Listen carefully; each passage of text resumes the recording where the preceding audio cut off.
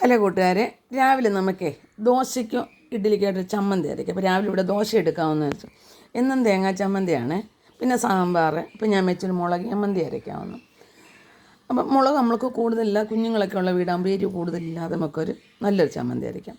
അപ്പോൾ ഞാൻ സ്റ്റവ് കത്തിച്ച് തവ വെച്ചിട്ടുണ്ട്. ഞാൻ വെളിച്ചെണ്ണ ഒഴിക്കുവാണേ.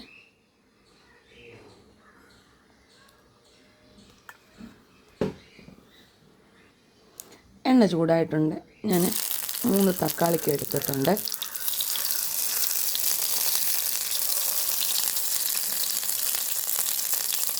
നമുക്കൊന്ന്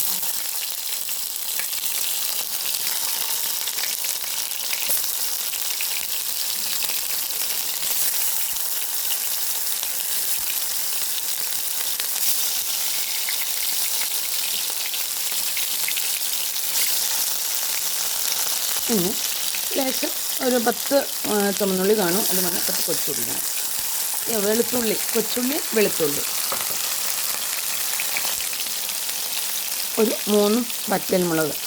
നമ്മുടെ മുളക് പൊടിക്കുന്ന മുളകുണ്ടല്ലോ, മറ്റേ നമുക്ക് ഭയങ്കര എരിവായിരിക്കും. മുളക് ചമ്മന്തി നമുക്ക് എല്ലാവർക്കും ഇഷ്ടമല്ല, നല്ലതല്ല ദോശയ്ക്കൊക്കെ മുളക് ചമ്മന്തി ഉപയോഗിക്കും.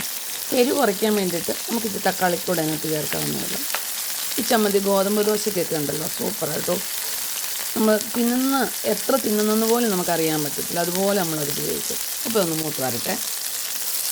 നമുക്ക് തക്കാളിക്ക് തിരിച്ചിടാം.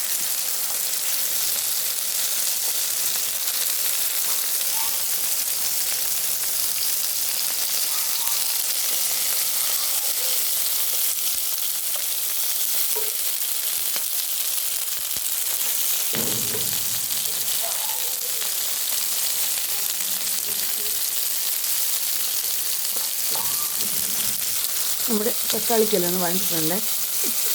ശകലം നടക്കുമ്പോൾ ഇതിൻ്റെ മേളിലൊരു പാടയുണ്ട്, ആ പാട അങ്ങ് എടുത്ത് കളഞ്ഞ് അരയ്ക്കാമെന്നുണ്ടെങ്കിൽ നന്നായിട്ട്. ഇപ്പോൾ ചിലർ ചൂടോടെ എടുക്കും, പക്ഷെ അത് തണുത്ത് കഴിയുമ്പോൾ നമ്മുടെ കൈ കൊണ്ട് തന്നെ നമുക്ക് പൊക്കി എടുക്കാൻ കഴിഞ്ഞു വരും. ഇത് അരയ്ക്കേണ്ടത്. ഞാൻ ആ പാത്രത്തിൽ തന്നെയാണ് കടുക് വറുക്കുന്നത്.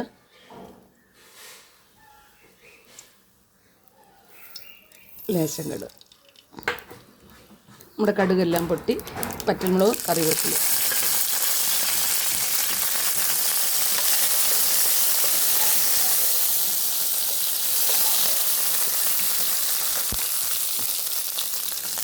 ഞാൻ ഉപ്പിട്ടിട്ടുണ്ട്. ചമ്മന്തി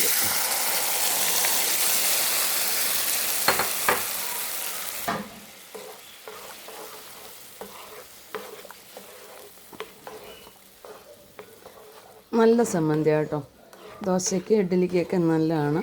എരിവ് കുറവേ ഉള്ളൂ. മിക്ക ആൾക്കാരും ചെയ്യുന്നതാണ്. നിങ്ങൾക്ക് ചമ്മന്തി ഇഷ്ടപ്പെട്ട ലൈക്ക് ചെയ്യാനും ഫോളോ ചെയ്യാനും കമൻ്റ് ഇടാനും മറക്കരുത്. നമ്മുടെ ചമ്മന്തി റെഡി.